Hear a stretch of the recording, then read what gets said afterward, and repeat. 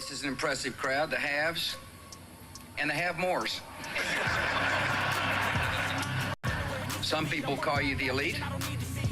I call you my base. It's always preferable when authoritarians have to show their hands and use force than when they use persuasion, because it becomes costlier for them. And just like buying a car, at a certain point, if things become too expensive, they stop doing it. When the costs of anything outweigh the benefits, you stop doing it. And when it comes to politics, the problem is not that government takes too much of our money. It's not that government controls too much of our choices. It is the idea that anybody can have the right to rule at all. You know, listen, the amount of contempt I have for the corporate press, I cannot, overstate. They are objectively the mouthpieces for war criminals. There's a state of emergency in place in Ottawa where the police chief says COVID protests are a, quote, nationwide insurrection driven by madness. Thousands of Canadians, you see the pictures there, protesting vaccine mandates. It started with a so-called freedom convoy led by truckers protesting a new mandate requiring vaccines in order to enter the country. If you want out of this cage that they've made for you, we got a seat for you, and we're waiting here. We want to help you. We want to educate you. We want to teach you. But you have to make that choice for yourself.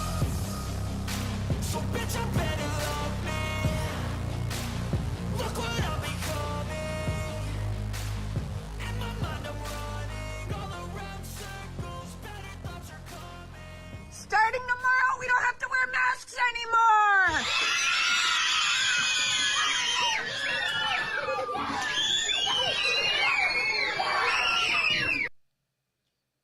Welcome to Toxic Airwaves. I think that's the new signature, is me getting the soundboard wrong right off the bat. Another banger of an intro. I love that. Yeah. That video of the kids is one of the most depressing and sad videos. Yeah, how that teacher doesn't immediately jump off a bridge, I have no idea. I mean, you just see how excited they get not to wear masks. Not even the teacher, the principal, I don't know, all those people. They can all jump off a bridge. Yeah, I don't know. This, statism is a horrible religion. And, our society has this amazing fascination with cults. We look at, Scientology and, other cults from the outside, and it's what the hell are you guys doing? But fail to realize that the majority of our society is in a death cult. Yeah. Which is statism. But... yeah, I saw that video, and it just made me sick to my stomach. It's these kids are just being tortured. I think back to when I was a kid, and man, school in of itself was torture enough, let alone having to wear masks and being told that you can't talk to the person next to you when you're eating, and all of this bullshit, just getting tortured by these adults. I mean, Michael Malice makes this point. Public school is the only place where the vast majority of Americans, I don't know about other countries, but at least Americans will ever experience physical violence. Yep. It is. Well, on the topic of Michael Malice, our boy Ephesian calls him part of the loser brigade. I had multiple people of the loser brigade in that intro. I think my best guess, because I do like Michael Malice a lot. My best guess is that he doesn't see a place for himself in anything Bitcoin related, and that's why he avoids it. Because he's everybody knows Michael Goldstein. He and Michael Malice and Bitstein, Michael Goldstein, have been buddies for forever. Michael Malice 100% understands Bitcoin and probably understood it a lot before any of us. So that's my best guess. I don't think that's okay. I think that's disingenuous and shitty. And he needs to talk about Bitcoin, but that's my best guess. Yeah. Oh, that reminds me of a topic. I don't know if anybody saw this, but I heard it on TFTC with Alex Svetsky that he did a podcast with Catherine Austin Fitz. That name sounds familiar. Who is she? She's that chick that I've played multiple times that's really good about CBDCs and... just knows all about it. But she hates Bitcoin. Is it on his podcast? It's on another guy's podcast. Okay. It's on BitChute. That was the only place I could find it. Nice. But that was pretty interesting. It's one of my favorite websites anyway. I don't know. There's some pretty bad stuff on there. Yeah. It's a time investment. Like you and I are similar. We like to fall asleep to conspiracy theories. And I was falling asleep to one the other night. The guy was claiming that John Podesta and Hillary Clinton were arrested, taken to Gitmo, and shot by firing squad. And John Podesta was? And Hillary Oh, Clinton. Yeah. They're like, that's not true. Yeah. So you get so much bullshit on that site, but there's some interesting. But you have to. It's just a bummer because when I'm trying to fall asleep, like I want something interesting that isn't nonsense. Yeah. And but I don't have the energy to. Well, what's strange is it's like I've never invested a ton of effort in like filtering that out. Like for example, the second QAnon showed up, I was like, oh yeah, this is bullshit. Fuck this. And whereas. I don't know, like I'll go down like a crazy rabbit hole about what exactly the moon's made of or something like that. And it's like, I don't know, but I like learning about all the different stuff and very much enjoy mixing it with weed. Yeah, I guess that's fair. I mean, I watch Star Wars a lot. It's not that different. And you kind of end up in a fantasy world that's kind of entertaining. Let your imagination go loose. Makes sense. But yeah. So yeah, Catherine Austin Fitz and Svetsky got down to it. Check it out. Pretty interesting. I like her a lot. I mean, I thought I was going to be the first Bitcoiner that had discovered her and was going to get her on a podcast, but she never reached out to me. But that's fine. I still like her, but it's interesting. Like a lot of these people, they see a lot of the problems, but they have really shitty solutions. Like it comes back to we need to influence the state. We need to focus on the Constitution. We need to. I mean, she's got an interesting standpoint with localized currencies, but I mean, you're not going to be able to get away with doing stuff like that unless you break the law. Yeah. And this whole trucker convoy, like what you guys were talking about before the show, I mean, just proves like sovereign wealth plus sovereign income is the name of the game. I mean, like for wealth, that's a no-brainer. That's Bitcoin. For income, that's probably Bitcoin, but could also be cash. Could be, I don't know. Like, I actually know a guy in Texas who his whole thing, and he makes a fuck ton of money. I'm 100% positive he makes more money than I do. He goes to junkyard, but he knows what everything's worth. And so, like, he was telling me a couple of months ago, he was at a junkyard and he sees this window on a ship. He's like, oh, those are worth a lot of money. And so he buys them for like $5. And it turns out it's this like super specialized window for like a ship. And he flips them for like, I think he said like $2,000 each or something like that. And he got like 10 of them. Interesting. But anyway, so you can also be somebody like that. Like that guy could show up in a random place with a shirt on his back and have some money real quick. Sounds like Nick Foster. Could be. Yeah, I don't know him as well, but. So about the Canadian stuff we were talking about, it looks like Greg Foss's account just got nuked. Isn't he Canadian? Twitter account? Yeah, I just saw that too. Yeah, multiple people talking about it. I went to his account and it looks like it's gone. Yeah. That is interesting. It's spicy when he's getting the ban hammer. He may not have gotten banned. He may actually have taken it down himself. Okay. I was gonna say the worst thing Greg Foss does is threaten to fight Dieter Bob. That's not a bad thing. Yeah. I support that. Yeah, he was going back and forth with the Ephesians recently too. Oh yeah. Yeah. Well, and he tweeted out that something about lunch with Nat Burnell that was like just cringe as hell. I saw that. I was like, bro, come on. Yeah. Oh, we didn't even talk about the show title tonight. Oh yeah. Speaking of which. Shout out to all the Twitter simps out there. Happy Valentine's Day. The state hates you. Exactly. Yeah. Have the Sims been crazy today? I don't know. I don't think I follow the people that they follow, so it doesn't show up as much. Dredd says, what the fuck? Talking about Sims, Dredd. What's up? You got any thoughts on Sims? It's the topic for Valentine's Day. But anyway, the actually interesting part, you were saying something about the Canadian convoy. Was it just that Foss's account got hacked?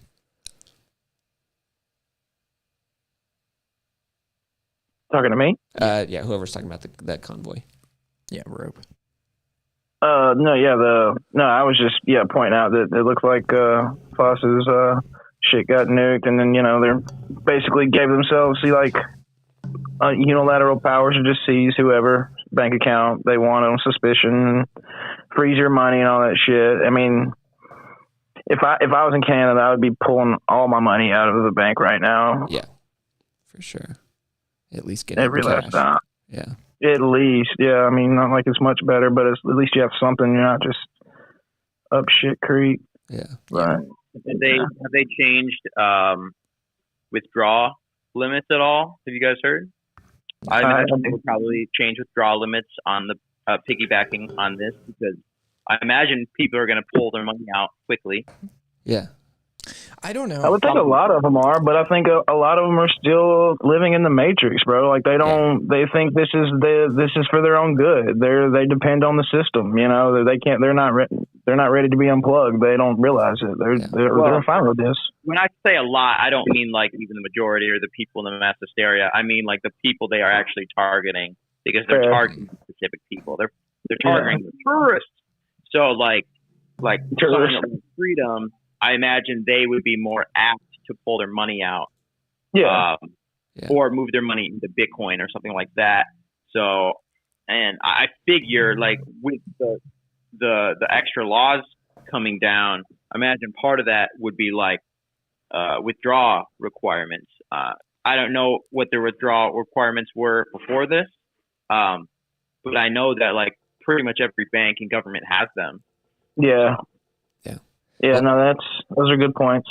And BTC Sessions had a tweet today. He said, "Get on zero has a new meaning now," or something like that, or has a new meaning today, or something like that. It's like, yeah, that's a good fucking point. Like, if you're already on zero, I mean, I'm not trying to start a fight over it. I don't give a shit what you do with your personal finances. But if you're already like close to zero fiat and this shit starts to go down, yeah, it's good. That's a much better spot to be in. Yeah. Dread says it's unreal to me how fast Canada radicalized. And, realistically, it's not that far of a step from where we've been. Right. Like, we've been in had a very tyrannical government for a very long time. It's just maybe not as apparent to the average person. And there's a direct line from 9/11 to today. I mean, that's something I just think is super important to harp on, because it's like, this was not a public health crisis or whatever that they're responding to. And it's like that was another one today. Like somebody said, since when do you need tanks to, like make people healthy or something like that? And it's talking about France. Yeah. I mean, but just to put this into perspective, we are conditioned to just fall in line and do what we're told. In our entire lives, the majority of people like go through the public school system, which is the majority of people in this country, including me. And we since 9/11, we have willingly gone to the airports, taken off our shoes, not been allowed to bring toothpaste and water in, and getting felt up. Like, this stuff has been happening for a while. And so going from that, with how intrusive that is, as well as all the surveillance bullshit that they've been pulling on us for a long time that everyone is aware of. There's not a single person that's unaware of it. It's not that far of a stretch. It's just like, I think this is one of the, the problems a lot of people have is that they don't realize how bad it is until it comes to their doorstep. Yeah. But yeah, then there's all the mindless lemmings on, I'm going to steal this from Svetsky, sitting on Mount Stupid, that will completely support, these tyrants until they're in the concentration camps. And even as they're in the concentration camps, they're going to be fighting to support these maniacs, even until they're lined up against the wall and shot. And that, yeah. On that note, did y'all see where the Give Send Go, all that money got frozen, and now like some hackers like doxed the entire donor list? Interesting. Yeah. Is there how do you share stuff to Spaces? You should be able to post a tweet to the Nest. Like if you go to the tweet, whatever you want to share, and then click on the little box with the arrow thing.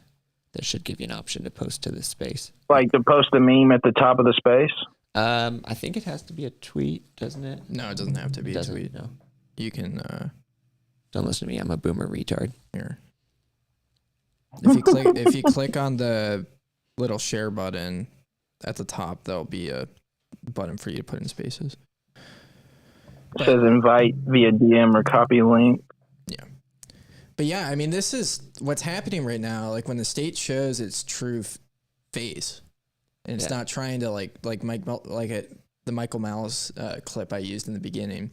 When it shows its true face and they become real tyrants, like they were in Waco or Ruby Ridge or Kent State, and people see the true violent nature of the state, and it's not happening 1,000 or 2,000 miles across the ocean away from them in the name of freedom, and it's happening to them. That's like, unfortunately, one of the best things that can happen in, exposing this reality, because I think this is the case for me up until 2020. I was a classical liberal. Like I believed in the Constitution, I was much in line with like most of Hayek's thinking. And anarchism didn't really make sense to me until I saw, the true nature of the state and what they were doing to my community and how evil of an institution it was. And it's bullish. Like people are going to, respond accordingly. And I think I was talking a little bit earlier about, how do we fight this? I don't think we fight it with trucker protests. I don't think what they're doing is bad or necessarily counterproductive, but I think it's dangerous and really exposed, but, and kind of flawed in strategy. And I think we talked about this a lot. Like the goal isn't to change the way the state behaves. Yeah. It's to eliminate the state altogether and defeat this religion that is extremely tyrannical and evil. Which is statism. And a lot of this just takes time. I mean, it's like just the Bitcoin businesses that are around today. I mean, let's fast forward 10 years, something, an operation like Upstream Data, just because they're already in Canada, it's totally, first of all, in my humble opinion, Steve Barber is Hank Reardon, if you've read Atlas Shrugged, but that's a whole other thing. But it's like totally conceivable. A company like that's going to have thousands of employees, and it's like let's say, the state's still in place. They still have this power. They're still making laws. They're still in whatever. Like there's going to be a ton of gigantic, the most successful businesses are going to be Bitcoin businesses and Bitcoiner run businesses and businesses with Bitcoin treasuries and businesses with, funds that the government can't touch. And, those people, these things are going to be a lot less of a problem, because then it's all of the truck companies that are subject to the Canadian government have to enforce vax mandates and blah, blah, blah, blah, blah. And it's like, well, there's 1,000 Bitcoiner truck companies that are like, we don't give a shit about that. Like, we don't listen to that crap. Like, would come drive for us. There's just gonna be tons of businesses like that, I think. And there's gonna be a lot more opportunity. And the reason it's so painful now is because people don't have that other opportunity. There's a lot of people that it's get the shot or your kids don't eat.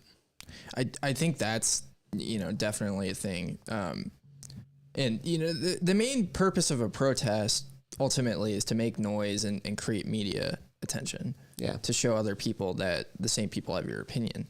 And I think the reality is that as anarchists and, people that have really stepped outside of this bullshit, there are tons of people all around us taking real, powerful action, whether in opting out of the system, and people are doing it as a result of incentives. And we have to, have faith that the immediate gratification, it feels good to go yell at cops or yell at politicians or honk your horn or whatever. But, there's people really building powerful things. And I just don't think we can fight collectivism with collectivism. Yeah. It has to be we talk in the Bitcoin space, people talk about this decentralized revolution. And it's true. It starts by building networks of people that you interact with and truly opt out of the system. It doesn't start with going and demanding that, the politician gives you permission. And I think as that economy continues to grow, and like Steve, you're talking about the Bitcoin companies, like, the Bitcoin companies at a certain point are going to have to make a choice. Like, are they going to continue like this ESG bullshit? I heard some of it at the conference I went to from the Bitcoin miners. And when you play with these maniacs, it's not like it gets better. They don't get nicer. They don't ever concede or compromise. They want to take everything. And when you compromise with them, that's when you lose. And it's just bullshit, hearing that stuff. But the thing that's bullish is there's people building really powerful, cool things. They're acting off of incentives, and the market is so incredibly powerful. These parasites can't stop it. Yeah. And that it's such a more powerful message that, a lot of, how many Canadians are waking up to this every day? Like, just what's in the title, the state hates you. It's not, we have differences on funding, and we have a difference of opinion on how exactly, whatever should be structured or who should be. No, it's the state hates you. Like, this is a evil parasitic organization that is completely and utterly committed to your destruction. And it's like, why would we want anything to do with that? And so it's like, well, what political view is that? It's like the political view of leave me alone. The political view of Bitcoin, I got Bitcoin, just leave me alone. And it's like, I think like getting people to realize that, because it's like, I would rather somebody obviously be a constitutional libertarian than, a socialist or something like that, obviously. But it's like to even get that person to then realize, like, no, it's the whole thing's inherently illegitimate. And once you realize that, you can, have a life defined by peaceful, voluntary relationships with other people. And it's awesome. Yeah. I mean, anarchism is truly the least radical concept out there. And Bitcoin is not a radical concept. Yeah. It's just restoring these basic human liberties and property rights to individuals. These things that are, I believe that are inherent rights, God-given rights. Yeah. I've been on a kick lately reading a bunch of the Black Panther authors, and the one thing that really sticks out from them is the thing that they nailed that I think a lot of other whatever you call radical groups didn't nail is just the idea of separation, of having our own system, which is I think what we can do with Bitcoin. And it's we can Bitcoin's a peaceful movement that doesn't require an MLK to persuade the masses, which he did a fantastic job of, obviously. But it's it doesn't require that, because it's we don't care about the mass. We don't care about the mass. We don't care what they think. 100% of them are free to join, or 0%, or anywhere in between, and it's totally fine. But just this idea of this is the first radical change in the way society is structured that doesn't require the permission or even inclusion of the masses, which I think is pretty cool. I think it's what a lot of the Black Panther type radicals, I don't know, I think it would have been attractive, to be able to to separate more and have more of a parallel system. Yeah, it'd be interesting to go back and interact with groups like that. Yeah, because I support that. They're very in line with my thinking. And this kind of goes back to, I was talking about a little bit, I don't necessarily despise leftists. Yeah. I hate... Well, and to be clear, I recognize that a lot of them would spit in my face if they saw me, and that's totally fine. Yeah. I'm not trying to pretend like we'd be best buddies. Sure. I mean, I don't despise leftists. A lot of leftists have this mentality, and a lot of leftists aren't diehard statists. Yeah. I think that's a framing that, is kind of unfair, in the same way that they call us, the alt-right or whatever. Yeah. But we have a lot of allies out there, and that's important to know. And to create a really powerful disruptive network, you don't need 1 million people. You don't need 10 million people. You just need 10 people. So something to be incredibly bullish and optimistic on. Yeah. But do you think they're going to start the draft? For Russia? I don't think they're ever going to do a draft again. I don't think they need to. I think it'd be fun to see them try. I don't think they'd want to. It would just look really bad on their part. It'd look really stupid. Yeah. But what was it? That derailed me. Forgot where I was going. Oh, yeah. This is what I was going to say. If anybody's interested, I think something that, is beneficial that I donated to some sats to is Larkin Rose is raising money to send a bunch of copies of The Most Dangerous Superstition up to Ottawa. Nice. So. Yeah, hell yeah. I'm throwing sats at that. Yeah. Presumably he's getting a ridiculous bulk discount on that. Yeah, I don't know. I don't know what he's doing. Yeah. With the money. I don't really care. I want to support Larkin Rose. Well, either way, yeah. I've literally got 4 copies of that book in my trunk right now. Yeah. Have you followed, or anybody in Spaces, have you guys followed that? I saw J.W. Weatherman being a contrarian as per usual, going after the whole Bitcoin funding the truckers thing. Yeah, I started to look into it and then I got annoyed. So I didn't look into it too much. JW is a Muppet.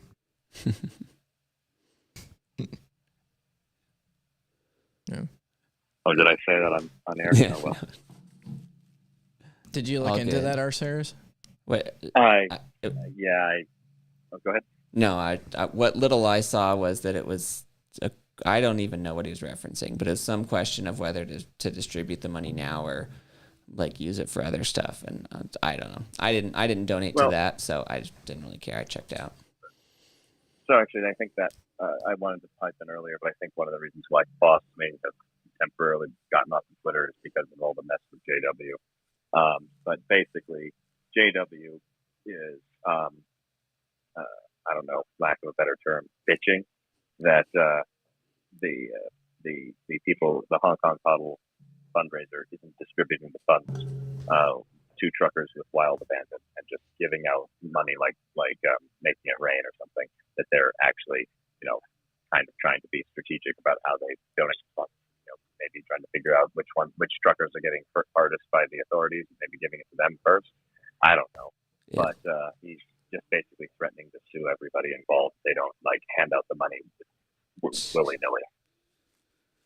Yeah. Effectively, he's making the fundraiser significantly less useful by trying to force them to, just hand it out without any concern for how it's being handed out. Interesting. This is the downside of autism. Yeah. I didn't want to go there, but since you did, I agree with that sentiment. So an exact conversation that I've had on JW with multiple people is, just basically that I've, throughout the last decade or a little more, I've worked with a good number of just absolutely militantly autistic people, just militantly autistic, like this is the point of view. It's this. If you're 0.01% to the right, it's not going to work. It's terrible. And I don't know. It's weird. It doesn't bother me too much. I'm thinking of one guy specifically that I used to work with, and it's when he was on, and so he's wicked smart, the whole thing. And then when he's off, you're like, he's off again. Oh well. And it's honestly, that's how I treat JW. It's with the everything outside of core is a liability. I think he's on there. I think there's stuff where he's on, and then there's stuff like the trucker convoy, or he went on a tear a while ago with Unchained, and I was like, yeah, that's off. But yeah, anyway. when he's off, when he's on with things like core, he's you're right, he's 100% on point. I completely agree with that. But when he's off, it's he has a tendency to flail around and break things. Yeah. Oh, and it doesn't justify anything. For me, it's just a framework for understanding another human that I have no control over. But it's just like that. It's I don't know. But yeah, he has said very, very, very horrible things about people that I care about deeply. So it's not. I certainly don't have just a fountain of love, but I do appreciate when he's on. Yeah, interesting.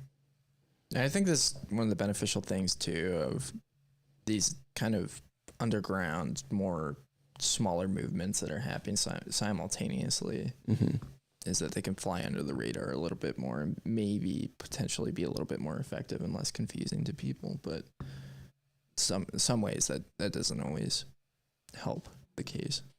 But yeah. Well, I think so. I watched a debate between Larkin Rose and Josh Smith from a while ago. Are you familiar with Josh Smith? No. He's just another libertarian political activist podcaster out there, kind of like a less cool Dave Smith with a better podcast voice.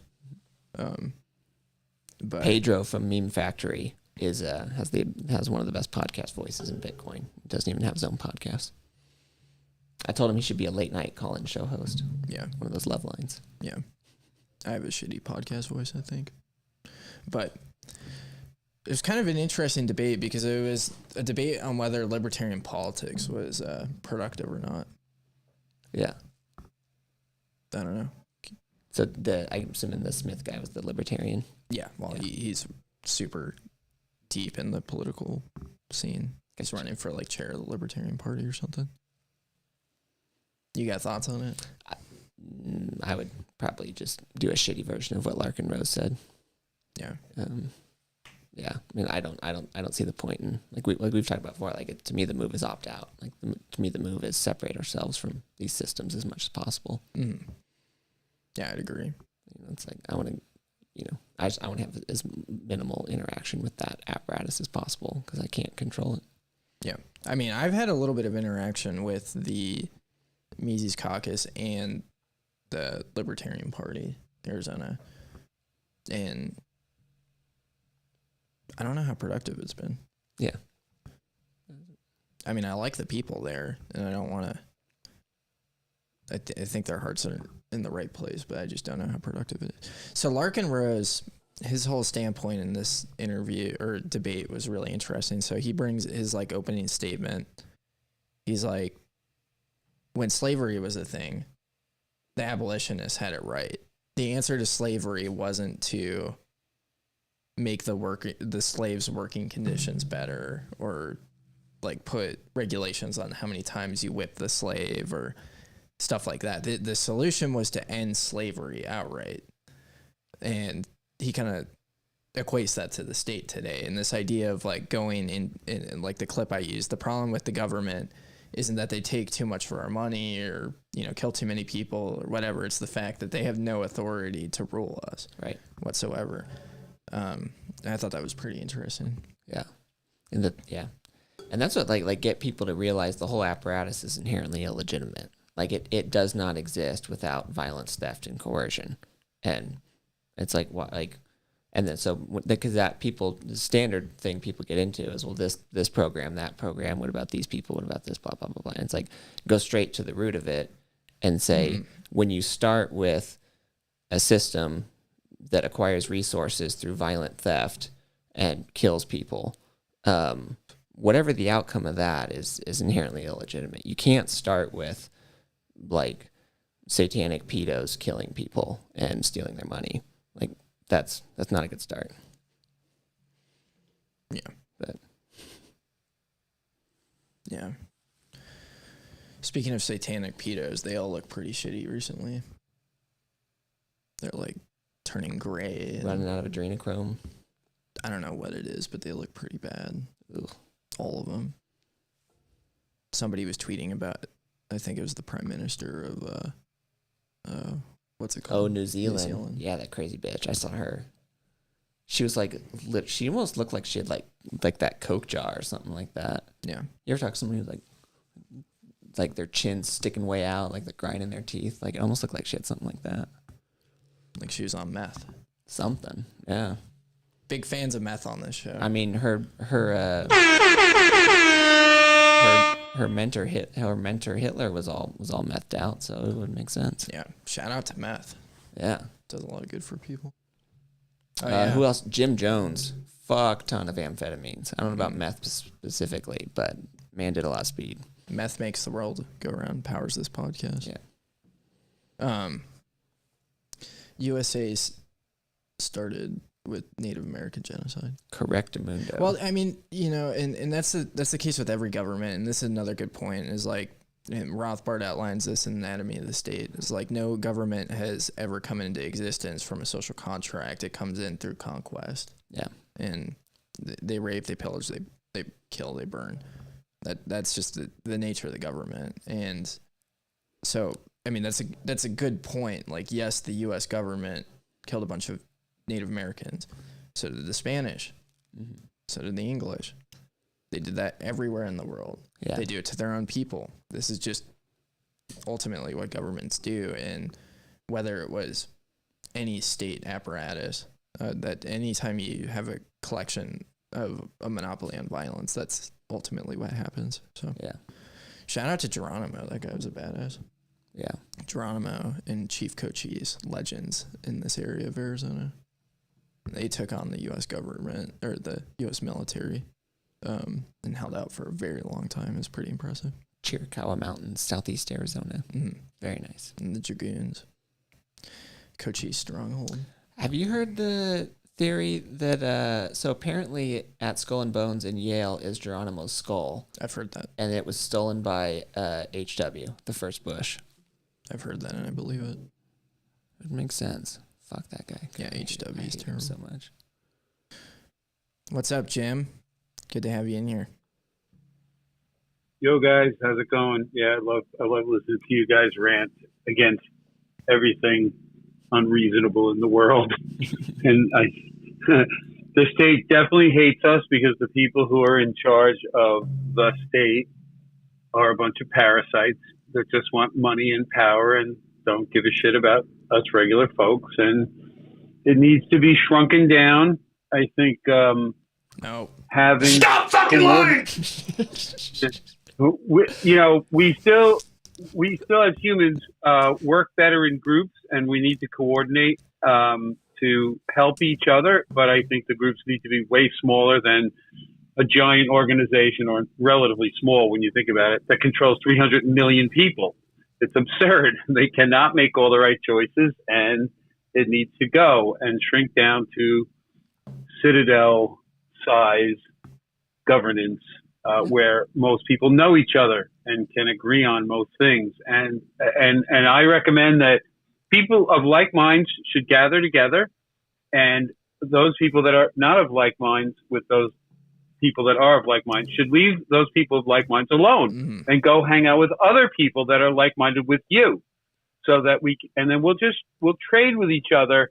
But you can have your little society over there with your own stupid rules and wear masks outside all day long if you want, and just leave us alone over here because we don't want that. Yep. But one day maybe we'll get there. We got hard money to help us get there, which is what we need. So there's a chance. It's grown way too big over all these decades, the state, and maybe we could shrink it back. It's all we can hope for, right, guys? Yeah. I mean, the positive thing is market demand for the state is going away very, very fast. Yeah. But, right. And their ability to accumulate power and resources is trending down very fast, which is very nice to see. I think their ability to keep shooting themselves in the foot is increasing, though. Yeah. Yeah. Yeah. Well, and that's. Oh, speaking of which, Jim Bobo Dread says in the chat, the state hates you. Just by the way. And hates Bobo too. Sorry, bro. So, yeah, it hates us all of us. Even the people in the state, they hate themselves. So, this is interesting. Did you see what the ATF tweeted today? Skeef? I didn't. Yeah, about like basically turning your ex so that we can murder them on Valentine's Day. Yeah, so. Oh, I did see that. Unbelievable. Coax people to becoming snitches, and as if it's a good thing to do that. Unfucking believable. You got to be careful, man. In this world, you don't know who you're going to date that's going to turn out to be crazy and call the authorities and set you up for something you didn't even do. It's freaking crazy to think, man. It's scary. Freaking scary. Stay away from crazy. Learn to read the eyes. Here's the tweet. So Valentine's Day can still be fun if you broke up. Do you have information about a former or current partner involved in an illegal gun activity? Let us know, and we'll make sure it's a Valentine's Day to remember. And then did you see what Spike Cohen said? No. Oh my God, you're gonna fucking love this. It's probably the top one. You know, I like Spike. I think it's Spike Cohen. He's always got good. But man, he commented, "Hi, yes, I'd like to report someone who set an entire compound full of children and their parents on fire and shot anyone who escaped. Then they went and trafficked guns to Mexican cartels who used those guns to kill innocent Americans and Mexicans. They should be disbanded." That's good. Yeah. Yeah, Spike's. Three-letter agency starting with an A and ending with a M. There's another. ending with an F. Right? ATF? Yeah. ATF, right? And are the people responsible for that tragedy? Yes. Yeah. There's what was the other one? It was the picture of Forrest Gump, and it said, "The ATF's like a box of chocolates. It'll kill your dog." That's a good one. Shout out to Suckboy Tony. I need to get his dog some bulletproof vest. That guy's doing some cool shit. But yeah, man, just the level of psychopathy in that tweet was unbelievable to me. Like, that's really scary that they're tweeting stuff like that. And they haven't taken it down. It's nuts. Sounds like it's encouraging violence. It should definitely break a few social justice rules. Yeah, well, right? They'd probably be on board. They're like, it's the state taking people's guns. Like they generally like that in most situations. A lot of the people, a lot of the social justice people though, like guns. They just like to use guns against you. That's true. Yeah. Like you look at Chaz and stuff like that. They had lots of guns and shot lots of people there. Yeah. But yeah, man, that I saw that. I was just like, yep, that's how people get killed. Great idea. But I think this kind of goes back to, the importance of having a low profile. Yes. Like, and part of the reason why going out and protesting is incredibly dangerous, because, we very well could see that in the future. Yeah. I don't well, think... especially now, like, especially in a downtown city, like, they've mapped every face that's downtown Ottawa right now, like 100% chance. Mm-hmm. So Canada has everything the U.S. has, because the U.S. probably just runs it for them. Collected all their cell phone data. Everything, yeah. Yeah. Everybody's face off of every security camera. Yeah, everybody that's got a cell phone there, that's tagged. This phone was at the protest. It's a trap. Yeah. I need that on my soundboard. Yeah, Andrew, have you followed what Andrew Howard said? He thinks the whole thing's a giant fake psyop. Yep. We talked about that a little bit last week. Yeah, that's true. Oh, yeah, I remember that. We should get him on here. I've been saying that for months. Yeah. I'm going to message him after this. I was supposed to be talking to Andrew right now. He wanted to have an interview. He's got a podcast, The Exit Plan. Yeah, he's awesome. And pretty good podcast. Right. And he apparently isn't feeling so good this evening, so he has to reschedule. But I wouldn't be talking to you guys if I was talking to him right now. It's funny that you bring his name up, but nice. Yeah, he seems like a cool dude. Yeah, no, he is. He's got he's pretty spot on with pretty much everything I've seen from him. Mm-hmm. And it's kind of what you're talking. What I'm talking about is like there's guys like him. There's guys like Shane with the Free Republic of Pasnia. Oh, yeah. There's guys like Shishi. There's people all over doing the right things. Mm-hmm. For various reasons without there being a ton of overlap, and it's incredibly powerful, and that will only grow. And I think I read a crazy statistic this week too. They said 1 in 10, if 1 in 10 Americans had 32 chickens and a half-acre garden, there would be no need for like produce at the grocery store. Like that would basically that. How many? They said 32 chickens and like a half-acre garden. If every American family? At 1 in 10 Americans. 1 in 10. Interesting.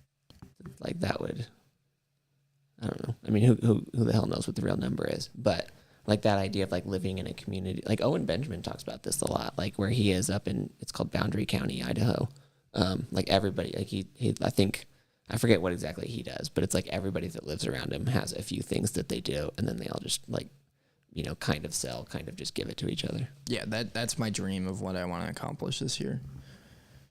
I want to create that network locally. So wouldn't you guys say that is? I see a growing trend of people that are thinking more micro. Becoming friends with ranchers, buying half cows and buying freezers and stocking up, and just reducing down the food distribution system to where it's not coming from across the globe. You're not getting mangoes that are grown in El Salvador and then packaged in Japan and sent to New York City. They got crazy. I saw a tweet today, something like some fruit that went from South America to Asia all the way to America before it showed up in a grocery store, and it said it right on the side of the container where it was grown and where it was packaged. And you just shake your head and go, "This is just so not natural, man. Come on." So like getting back to this, you see Untapped Growth doing his thing with the ranching, and Modern T-Man and the beef initiative that they got going down in Texas. And I just see that growing. What you just talked about, statistically, if enough people had a small farm, and it's not going to happen in places like where I live, where the average size property is a quarter acre and every house is 20 feet from every other house, typical suburbia. But there's enough land out there in this country and in the world. When you travel, it just widens right up as soon as you get away from cities. And there's definitely enough room to do it, but the systems aren't set up for it. We got to get people thinking differently and being willing to help create it and sustain it. I hope Bitcoin helps in that way. At least it seems to be happening in the Bitcoin community from what I could tell. Yeah, no, it is. The Bitcoiners are much more aware of the things happening around them, but it is happening outside the Bitcoin community. I'm seeing it. I've seen it a lot in Tucson, and it's been pretty impressive. There's a lot of people out there that are aware and watching. They might not understand Bitcoin and get it yet. They'll get it eventually, but they can see pretty clearly that the state is attacking the food supply and making things incredibly, difficult for people to, just survive and live. And they're going to make decisions based off of that. I mean, what's the most basic need that humans have? It's housing, shelter, and then food and water. Like, people are gonna respond. I mean, if like it's pretty obvious, like, there's a lot of people that didn't buy the vaccine bullshit. Yeah. On both, on all different ends of the political spectrum, just because they know, okay, the depopulationists are now shilling us a vaccine. And then they're also looking at these depopulations that are shilling this vaccine that are also saying, oh, you have to stop eating meat, and we're going to use vaccines to make people meat intolerant, and we're going to, turn every human into a GMO. And like, people are like, fuck that. I'm not playing this game. I will say I'm happy to see, and I'm also personally benefiting by the rise of low carbohydrate, ketogenic, and carnivore dieting, and the growth of podcasts and the results of average everyday people fixing major health problems, lifelong health problems, by getting carbohydrates out of their life. First, processed junk food bullshit, but even for many people out there, even the things that are considered healthy and can be for many people, like fruits and vegetables, sometimes could be a problem for many people. I listen to podcasts all the time about this. As I think both you guys know, I eat basically a carnivore lifestyle, and my health dramatically improved as a result. And all those people in that community are very attuned to the food supply, the games that are being played with, demonizing meat and trying to, make people feel guilty for eating animal products. It's insane. Matter of fact, Michaela Peterson just watched a debate, partial debate with her and some other people for and against meat in the diet. I forget what the premise was, but this one woman, man, she got up there and she was like, it's just so evil and mean to be killing these animals. And then you listen to Michaela talk about her health problems, and the only thing that fixed it was going on beef, salt, and water diet. And then she touched on our ancestry, like a million years ago, people were not living off of vegetables, and the types of fruits and vegetables around back then were significantly different, with way lower quantities of sugar than what's being genetically modified to feed the population now. And our ancestors, especially those that lived in colder climates for most of the year, there was no fruits and vegetables. They had to live on animal products, and we are essentially made to eat meat and fat, and carbohydrates are not even an essential macronutrient. Only fat and protein are. And so there's so many people out there proving that you can eat meat, but it's being demonized because guys like Bill Gates, who are buying up all the farmland and want to grow soy burgers for everybody and poison everybody. Like he said straight out, there's too many people in the world. The things he does are meant to help slow population growth and reduce family sizes and take away people's future and their lives and their dreams because he thinks there's too many people. Fuck that motherfucker, right? Yeah. Speaking of which. Oh, yeah. That brings us Jim, you are going to love our commercial tonight. Yeah. But before we go to our ad break. Sounds good. Before we go to our ad break, all these people, their values are just so different. They don't value human life. Like the climate change people, they don't give a shit about human life. Yeah. They want to dramatically decrease human life on this planet. Same with the PETA people and all these animal activists. They hate themselves and they project that outward typically. Yeah. Well, we got a message to you from the I'll just let it. Well, we've got a message to all of you people that want to decrease the population, and it's been said quite a few times, but start with yourself. All right, to the ad. Toxic Airwaves is brought to you by the Gates Foundation. The Gates Foundation is proud to sponsor Toxic Airwaves in recognition of the work they have done to promote gender equality in the Bitcoin space. We at Toxic Airwaves are supremely grateful for this recognition of all our hard work to support diversity and inclusion. This grant will be applied to 2 goals. First, we will be using part of the funds to hire additional non-binary listeners until they compose at least 50% of our audience. Second, we will be funding a partnership with Drag Queen Story Hour by donating 500 copies of the Bitcoin Standard to combat mental illness. We are eternally grateful for the support of our sponsors and the commitment to social justice, because without social justice, it's just us. That was beautiful. Beautiful. Yeah, we're very, very thankful for that grant. Just won it. Shout out to Drag Queen Story Hour. Shout out to those crazy motherfuckers. So, according to Anchor, which is a Spotify company, which we host our podcast on, unfortunately. Maybe I'll change it. But according to them, 5% of our listener base is non-binary. So I'm pretty excited about the idea of buying listeners. Yeah, with these funds. So we're planning to just blatant cash to listen to the podcast is the plan. To really bump up our listeners. Should we require that people joining us in spaces to come up on stage, they have to identify as non-binary? We should at least put them at the front of the line for sure. Okay. That's a good policy. I feel like anything else would be transgressive, which is a new word I heard recently. Oh, and speaking of which, Hobo just popped in. Hobo, what's up? Are you requiring me to do something? Well, so our sponsor this week is a really generous grant from the Gates Foundation, which is a gender equity grant, which is obvious. I mean, everyone who listens to the show knows that we are just warriors for diversity and inclusion. So it's funding for that. And so one of the things that's what we were talking about was just all the things we're going to do with the money. One of which is just blatantly hiring non-binary listeners. And so we're trying. We get the punch of training right now? No. So what we're trying to do is find non-binary people who will listen to our podcast for cash money, so that we can bump up our numbers and look better. Yes, that's the goal. So we're trying to get to 50% non-binary. We can do. You guys are going to be so woke. So if you guys are driving down the road and you see some fucking crazy lunatic at the stoplight, tell them we'll give them $5. Listen to the podcast. Yeah. We'll even pay him in sats. Well, maybe. We're all about diversity. A bumper sticker campaign. We just give out bumper stickers, right? That could work. No? Yeah. We should go recruit at Dirtbag's bar. Yeah.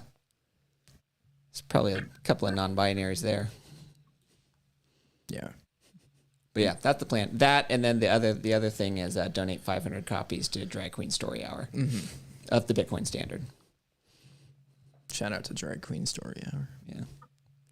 Those guys, or those.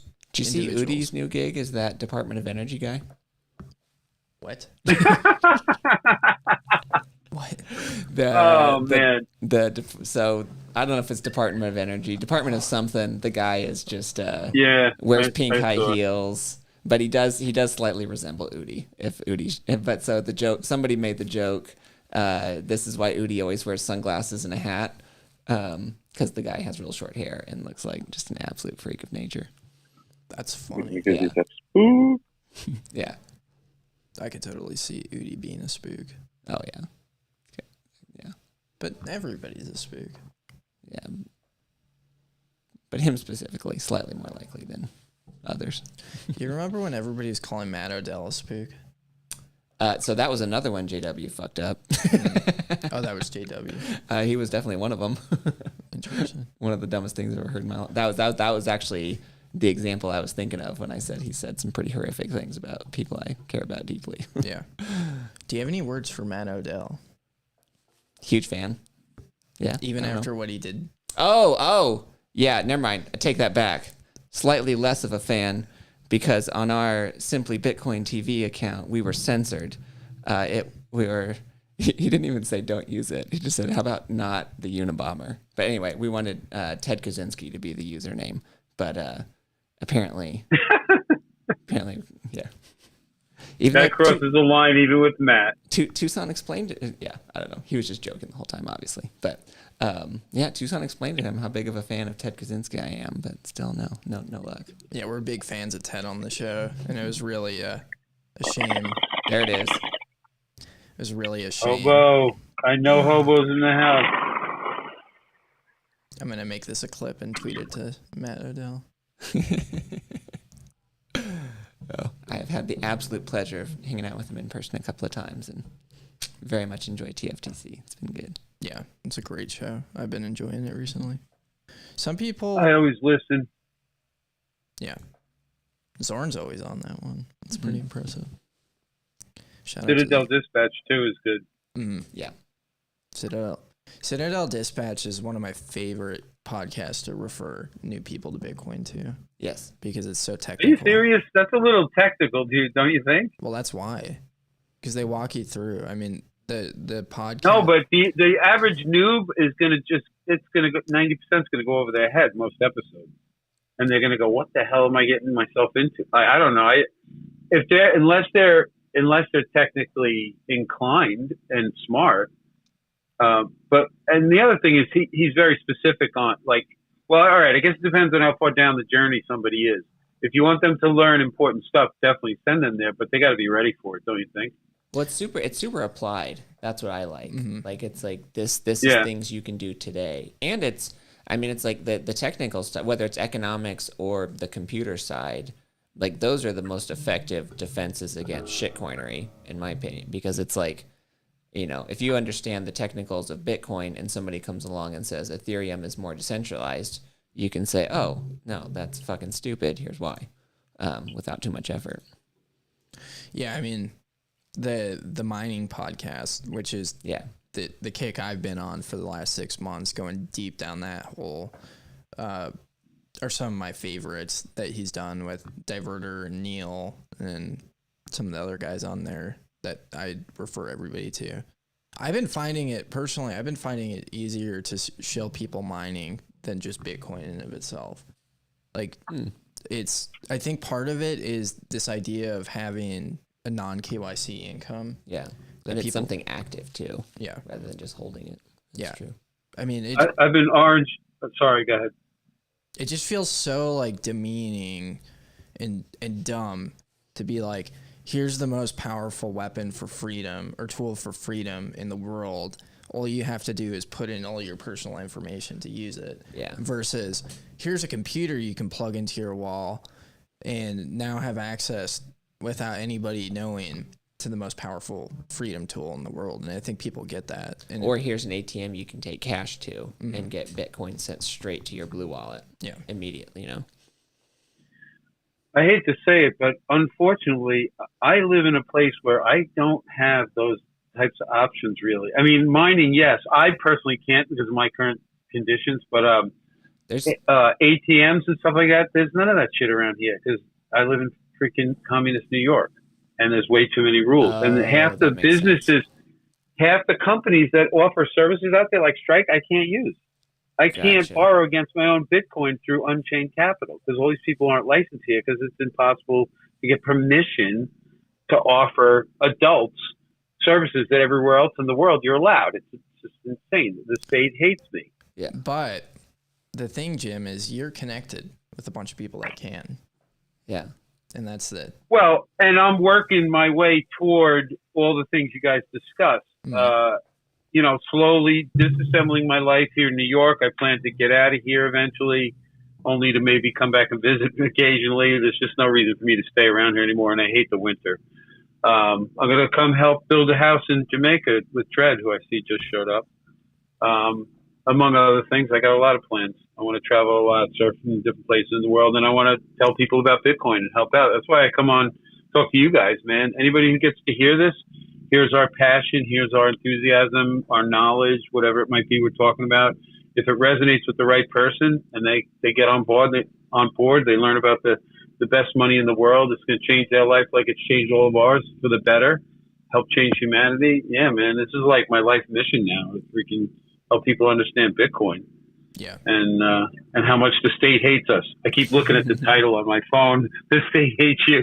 So I'm keep tying it back. I'm helping you guys out tonight. Doing my best. Thanks, man. Jim, I got a question for you, man. Sure. Down here in Alabama, and I have an older sister who's about 3 or 4 years older than me.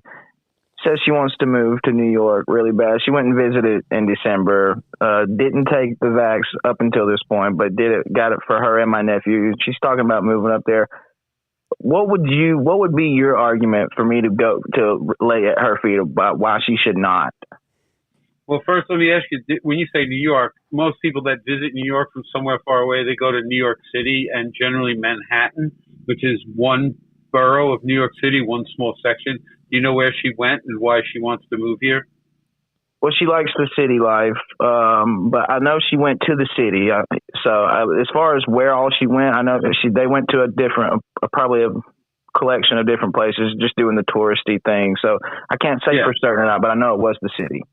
Yeah, sure. So again, most people that are coming to visit New York are not going to Queens or Brooklyn or Staten Island or the Bronx.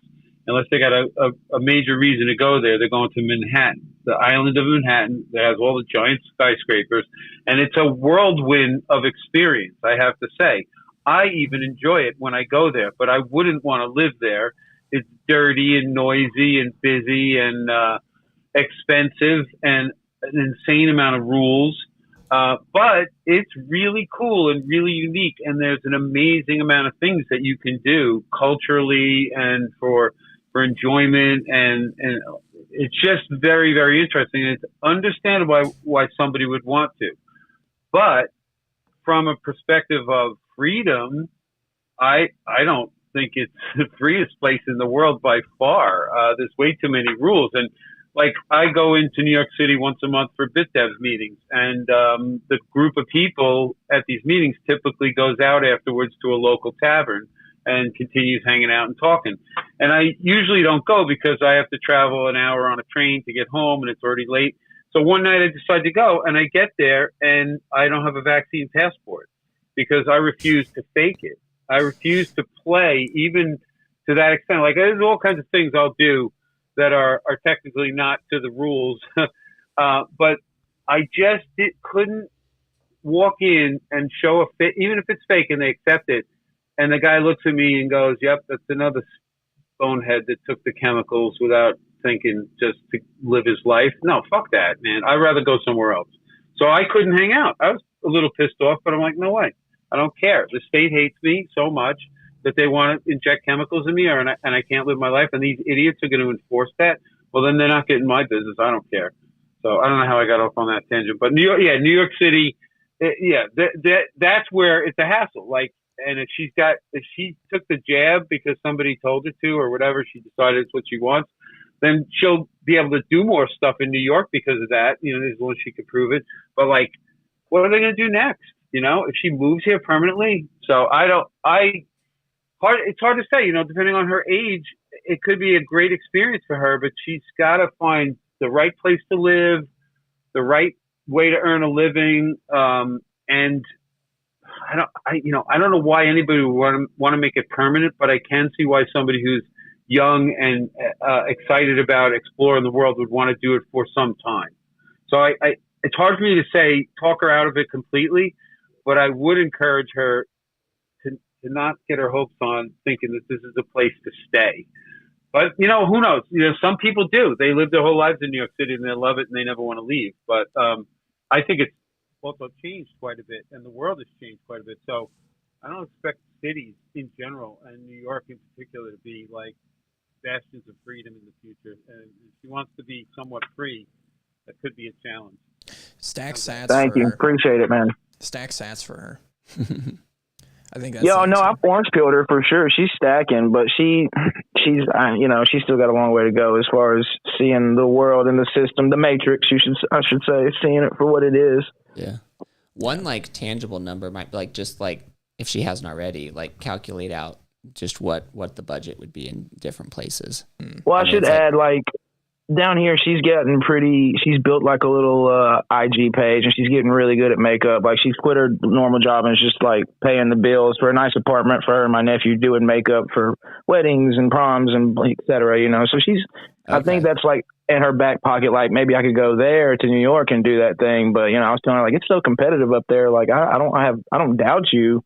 You could do it if you set your mind to it. But why would you want to live in New York? That makes sense. Well, I mean, Jim did make some good points. Here's the thing. She's going to have a huge potential clientele for that kind of right, service. Right. But she's also going to have a huge potential regulatory issue with the state, with the government, with the city, in terms of offering that service in a way that's legal and up to all the whatever health code standards they want to impose. And then, of course, where is she going to set up shop? In her own apartment? That might not last if the neighbors catch wind of it. And, so a commercial space, that's not going to be cheap. So there's a lot to think about for a business in New York. You could run that same business on 100th of the cost in Alabama. But you go to New York City, you forget it. Now, you also get to charge a lot more money, but it takes a whole different level of organization and certainly cash flow and everything to make it work. So, if she really wants it, I would never say somebody shouldn't go after their dreams. Just be real careful and plan it really well. Especially if she's got no real connections that could help her out in the city and she's trying to navigate the whole thing on her own. That's going to make it harder. Some of the work you would do to learn about living in the city, you can only do by being in the city, but much of it you could probably learn ahead of time by doing research. Certainly finding out what rents are and finding out what rules are around businesses. I can't imagine that can't be done online. But the experience of moving around the city and getting places and meeting people and all that is you can only do by being there. And then, of course, if she had to deal with the state, having to now, like everything dealing with the government has changed dramatically because of COVID. So a lot of stuff you can't do in person anymore, which used to be efficient because you could talk to a person. Now they force you to do stuff online or remotely that, these people hastily set up these systems and they all suck, most of them. You think your government would be competent to set up computer systems and whatnot, but they're not. They're not the experts in that. The free market is. So half the crap doesn't work the way it should or whatnot. I don't know. I can complain all day. The state hates us, right? That's what we're here for. Right. Thank you. Appreciate it, man. Yeah, no problem. Yeah, family members are tough, especially when they're super. Yeah, but she is stacking sats, so I got her set up on a DCA, so she's getting there. Nice. Yeah, it's a journey for all of us. Well, on to the next topic. Did you watch the sports ball last night? No. I worked. I sort of watched the sports ball. It was pretty lame. Yeah. Bread and circuses. Figured out the best way to watch that is after it's over, and then you just pull up all the highlights. It only takes about 10 minutes to watch all the really good plays. Yeah. And like, do I really give a shit about the answer at the end? I found out who won before I saw how it played out. What do I care? Yeah. I mean, I don't, but a lot of people do, of course. But yeah, I was busy getting things done, and then I turned on my computer. I did a little search for the Super Bowl. I saw it was like had 15 minutes left. I'm like, oh, all right, so this team's winning, and I see what's going on. Okay, and then it's very anticlimactic that the Rams came from behind and won it in the end. Everybody was psyched because it was home field advantage and all that. Which I thought they weren't even supposed to do in the Super Bowl, wasn't it? Supposed to always be in a neutral field. At least I remember when I was a kid. Well, they picked the stadium before the season even starts. Oh, okay. So they got lucky. That's cool. So that's kind of cool for them. They were behind, and I followed nothing all year, not a single thing. And in a half hour at the end of the game, I saw so much shit. So that Cincinnati quarterback, apparently a really flashy dresser. They showed him walking into the stadium in like a tiger skin looking suit with a hat with a brim on it. And I was like, looks like a pimp or something. I was like, he seems pretty cocky. And he ends up getting sacked, 7 or 8 times in the game, and they end up losing. I'm like, it seems like poetic justice for a cocky asshole, maybe. I don't know. I don't know anything about these guys, but I just see this whole, what is it? Bread and circuses. It's just like a big... All the world's a stage, man. Right? It's hilarious to watch all these people, famous people, that all have to be there. And I don't know. It's just such a spectacle. And, right. While the fifth graders are wearing their masks, the whole 100,000 stadium, nobody had to wear theirs out in California. State of emergency, my ass. That's why you don't have your kids in school. Okay, so BTC Sessions posted an interesting thread. Thanks, Pledit, for the comment in the chat. So the last couple weeks have been the most stressful of my life. I've tried to do the right thing in a fast-moving and delicate situation. Unfortunately, that comes with labels that range from terrorist to scammer, depending on who you ask. Regarding Tallycoin, there's no way to keep the page up while pausing contributions, unfortunately. Therefore, the page admin has unpublished it for the time being. Goals were met. There's no need for more at this time. The funds raised have already been reallocated to a new multi-sig forum of which neither myself, Jeff Booth, or Greg Foss have control. This was done days ago, and given developments of late, I believe it was a good call from a security standpoint. Nobody Caribou gave a recent update, posted a video. As for me, this has been a lot. I've lost a lot of sleep and appetite, and my stress has started to rub off on my family. In the interest of my mental health, I'll be off Twitter for the next week. Still working on tutorials and still helping wherever I can, just not on the Bird app. Yeah.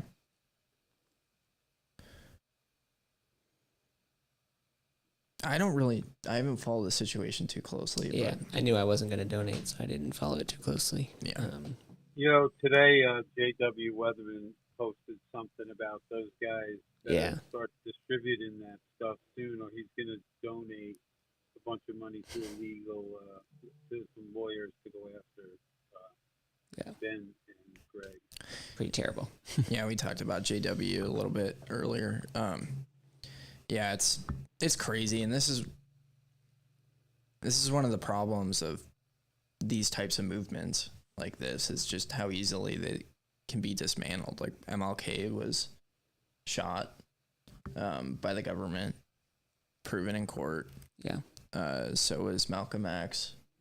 Anytime you get in the state's radar, they act violently, and they have such sophisticated ways to just ruin and destroy you.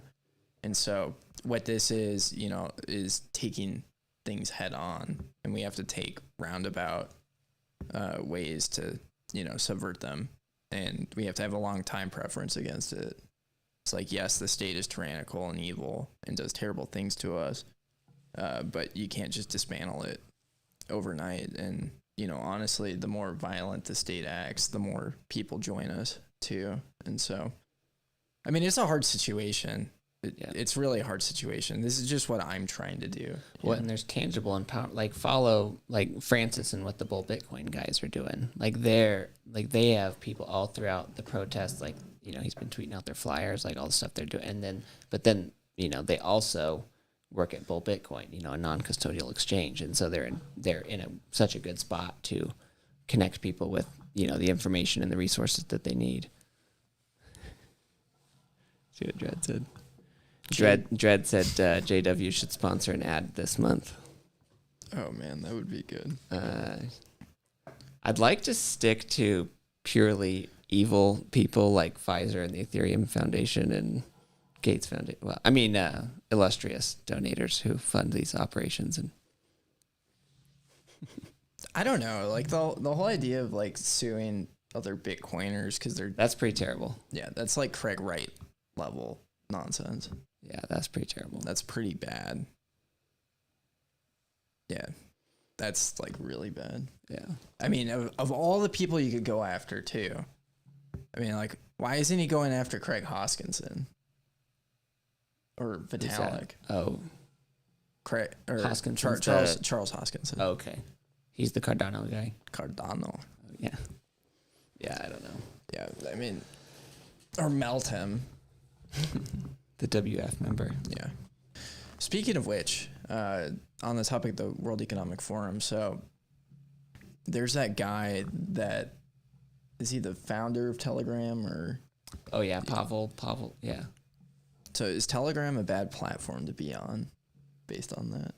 It probably. I mean, it's totally centralized. I mean, it's not secure. Yeah, I mean, go to any of your group chats. You can look at messages from 2 years ago. That's because they store them all.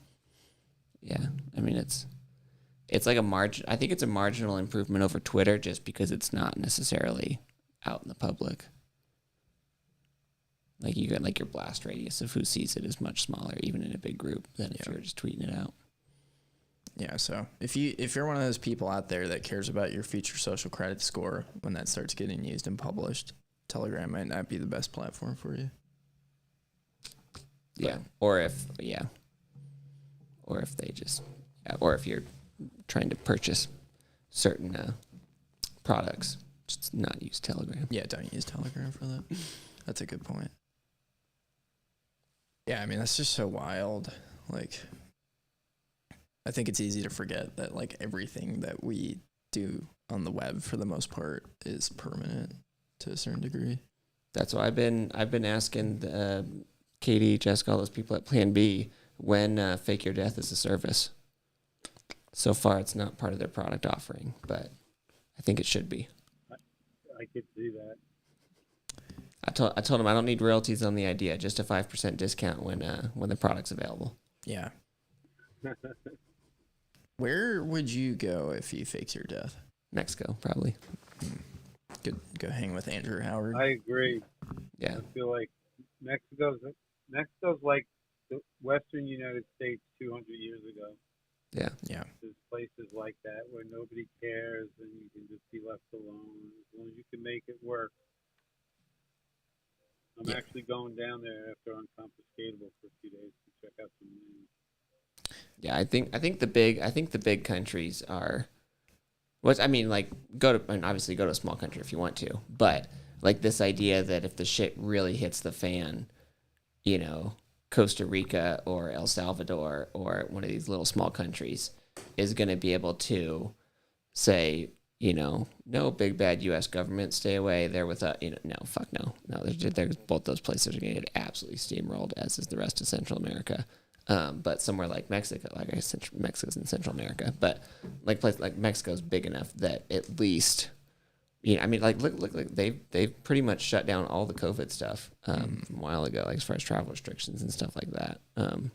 Maybe, which is just, it's crazy that it's the mark of a good place is just not being psychopathically evil, or as psychopathically evil. And it's if you look at some of the Eastern European countries that are kind of similar, and just the messiness and chaos of the government not being able to do anything, they're still in pretty close proximity to the insane maniacs. Like Europe is pretty small, but Mexico is kind of isolated out there, and it's in a lot of places it's mountainous and remote and a lot more difficult. Tons of places disappear. I mean, how long has the DEA been down there trying to, wrangle these people and control them, and the CIA, and been extremely unsuccessful in doing so? I think that is a mark of an interesting place to be. Yeah. Well, I remember just Colombia too. Like so I used to live in Texas, and I remember when I was living there was a story. Along the Texas-Mexico border, they busted one of those tunnels, and the tunnel was big enough, like basically it was like roughly the size you could drive a Volkswagen Bug through. So not huge, but pretty good sized. And they had put train tracks down there, and they were just 24/7, 365 train cars, like little train cars of, meth, whatever, who knows, going across the border, just funneling it straight in, and it's like, that's one that they just randomly caught in, this would have been like the mid 2000s or something like that. It's like, how many of those, like, that borders? I'll figure it out one day, or I'll just hire somebody to do it. It's all good. Yeah. Car Gonzalez, when he moves out there. He's getting busy. I think he seems like an Austinite. Did I tell you I got to meet him? At the mining conference, right? I went to Pleb Lab. Oh, nice. Out with those guys. But yeah, I didn't talk about the mining conference. Cool. I should have had my little Scott Offered sticker. It's out on my kitchen counter right now. But yeah, the guys at Pleb Lab are pretty cool. Yes, big fan of those guys. I think that's kind of a cool model to just get a Bitcoin or co-working space. Yeah. And I know it's the people. It's Kyle Murphy, Car Gonzalez, those guys. Yeah. And the Carmen, I guess. He kind of sucks, but he's okay. We have a Twitter feud, kind of you and him, and then I've kind of interjected into it too. Oh, about Texas? Yeah. In Arizona? He seems to take it a little bit personally. Clancy keeps talking about federal land like that means anything. I have no idea what she's talking about. Yeah. Clancy. Cope harder. It's like, oh, the land where I can, go kill a deer with an AK-47, that land, that's what you have a problem with? Okay. Do whatever I want. Yeah. No, federal land is actually kind of dope because have you it's what's going to be for sale when this whole motherfucker falls apart. So yeah, when you come to my house, have you seen all the people camping out in the RVs and stuff? Yeah, what is that? It's BLM land. Oh, just right there, so people just chilling. Yeah. Oh. Yeah, there's like basically an impromptu RV park on the way here from my house. And by impromptu, I mean 40 campers at least. More. Yeah, a lot. For sure. I mean, it's not like three dudes, with a campfire. And it's not temporary either. Some people are getting mail there. Talk about like, that's a joke, but they've been there a while. Talk about like good anarchists. A lot of those people are. Or like driving up to the Grand Canyon. Like you just look, like anybody who's driven up to the Grand Canyon, or if you're going to, look off like either side of the highway. There's just people, you see a fucking trailer just out in the desert. And it's some guy who was like, yep, I live here now. What are you going to do? Yeah. I mean, there's definitely some major benefits of it. Like it lowers population density, which I think is incredibly important where we're going. Yeah. People are going to act wild. They already are acting wild, but in the next couple of years, it's going to be very, very bad, and you don't want to be close up with other people. But yeah, I mean, it's going to be interesting looking in the future. I mean, I get the whole argument for I believe ultimately all land should be private, and I believe that because it's going to be taken care of better, and I don't believe there's such thing as actual public land. I think that's bullshit, but it for the time being, it is pretty nice. Yeah. To just be able to do whatever you want. Somebody's going to make a lot of money turning BLM land into ranches. Yeah. Yeah. Man, I miss working on a ranch. I don't miss cows, though. You ever been around cows? Not much cows specifically. I worked for a guy who had a rice farm for quite a while, and he had cows also, but I never did anything with cows. A rice farm? Mm-hmm. That must have been somewhere interesting. In Texas, like South Texas, like basically on the coast. Oh. So they would like flood the fields and grow rice, and then part of my job was to shoot all the pigs that came through and ate all the shit, and then like there was certain, like right when they were harvested, like the birds would just come in like fucking crazy, like crazier than like they could keep off with these like cannons and shit. And so like it was actually worth it for them to pay some, little fucking retard like me, $5 an hour or whatever to like shoot birds off the field for like these a few day period right before they harvest it. Like with a shotgun? Usually SKS. Oh, because it's like you're not gonna fucking hit them, and so it's just like shooting over big giant groups of them, just scaring them. But I would also kill a bunch of them with a 22 or he would give me little jeeps to drive around, and so I would have like a 12 gauge in there, a 22, and then SKS. So SKS, for anybody doesn't know, is just like an absolute piece of shit AK-47. That sounds like a fun job. Yeah, but I still have that SKS too. I paid like $75 for it. Yeah, I guess that makes sense. Like the noise scares off the animals. Yeah. But then it's like while you're out there, you just fucking shoot anything out there. So it's like shooting birds off, and then a hog runs by. It's like, oh, he gets it too. Yeah. Yeah. Well, I think it's important for us as the state and the cathedral burns to like really enjoy it and celebrate it. Yeah. And have fun with it. Watch the cathedral burn. It's gonna be fun. Yeah. It's already fun. We need to make lots of memes. I need to make some more anime. Maybe I should make a Justin Trudeau anime video. Absolutely blatant disrespect and mockery is the appropriate response. Oh, yeah. Speaking of which, did you see the ad that guy... I haven't seen any of the Super Bowl ads. Okay. So this one created a lot of controversy. So there's a guy running against Mark Kelly in Arizona. Okay. And he like created a Western ad, like a gunslinging ad, where he...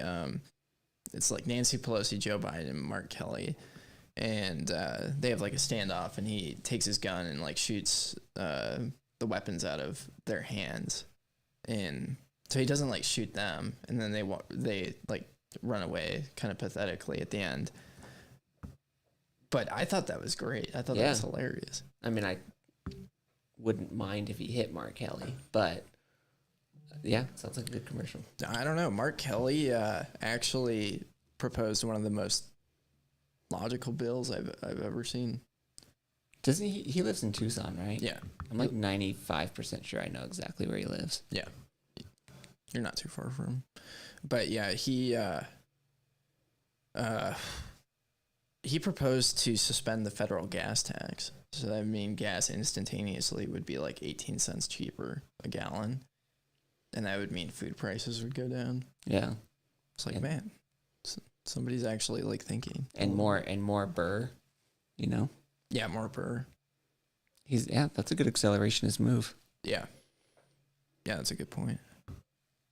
But I saw that and I couldn't laugh. But yeah, I mean, just like there's a guy named Paul Gosar or something like that. He's the House rep that made like an anime video of him have you seen the show Attack on Titan? It's like an anime show.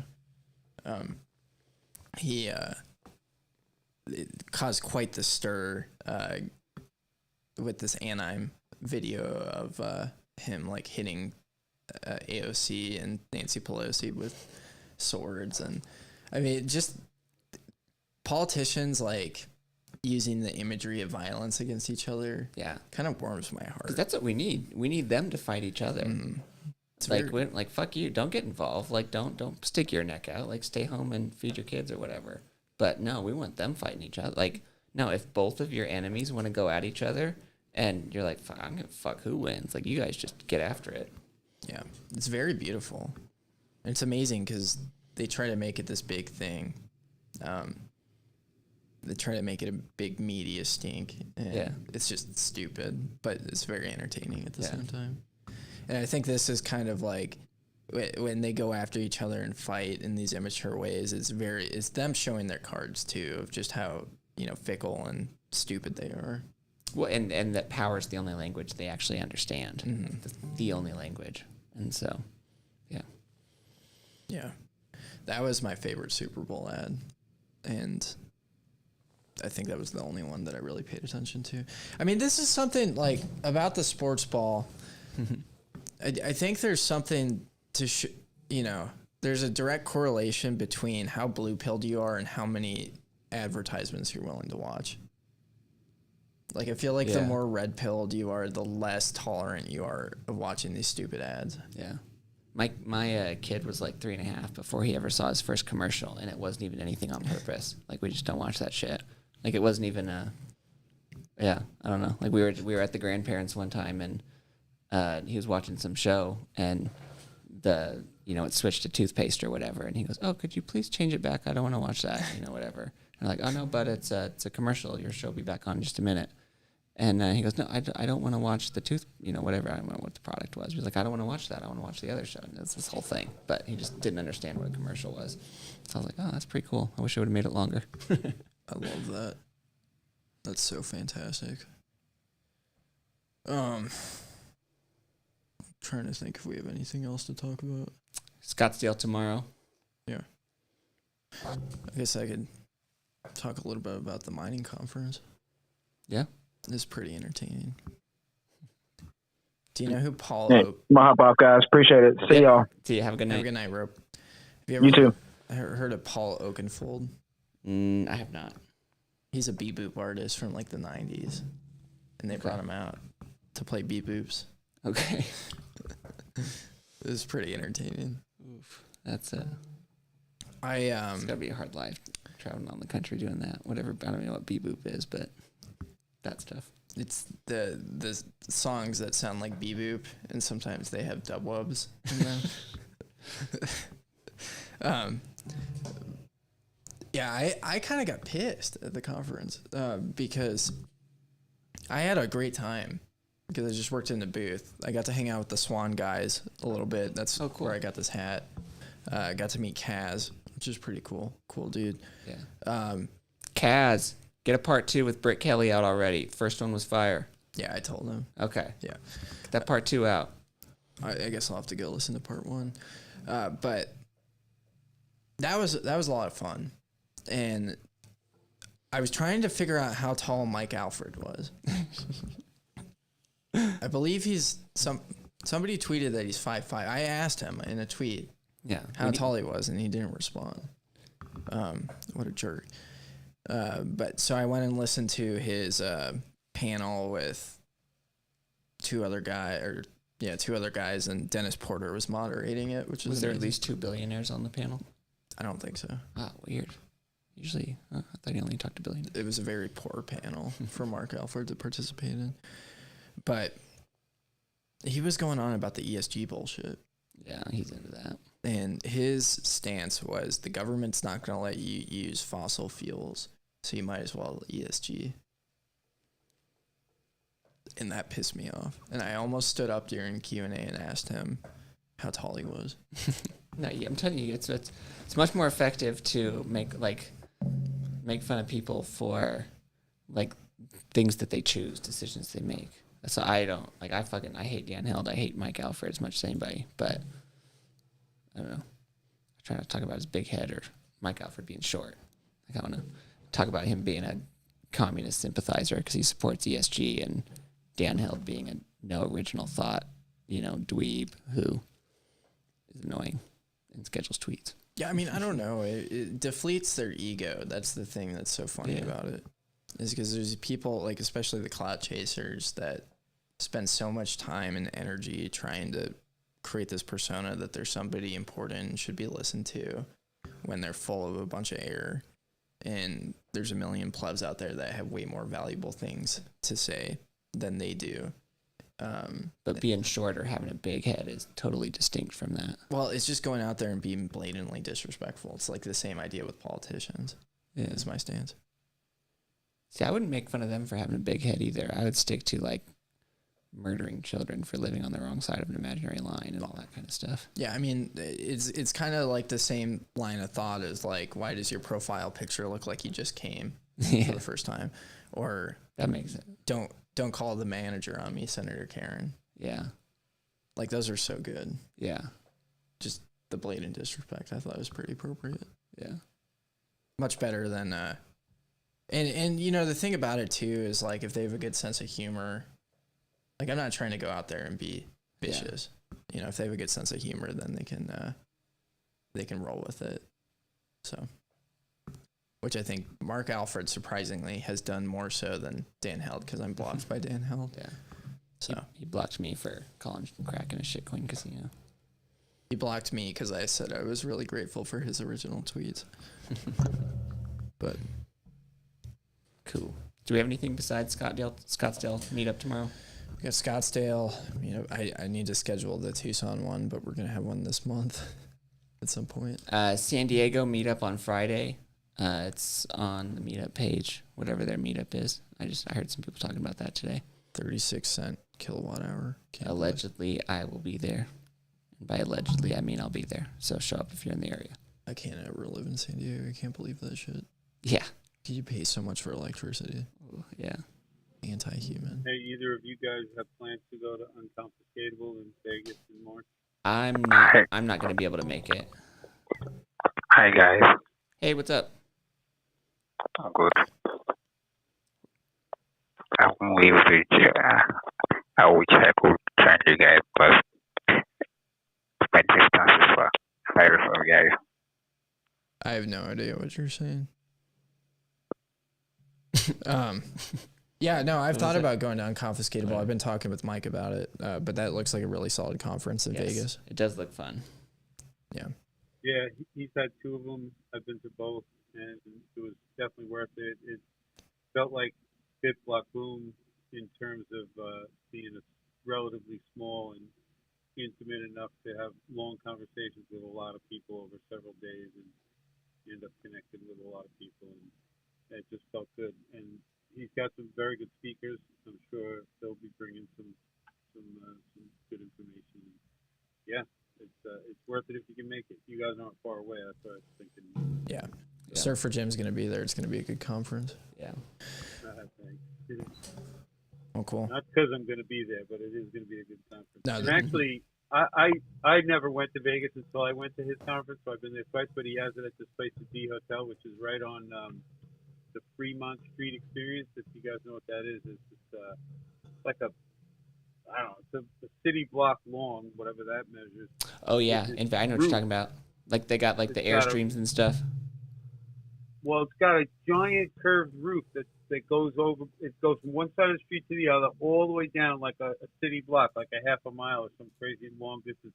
Oh, wow. And the roof is lit up with a billion lights, and they project imagery all over this thing. It just constantly changes, and there's loud music the whole time.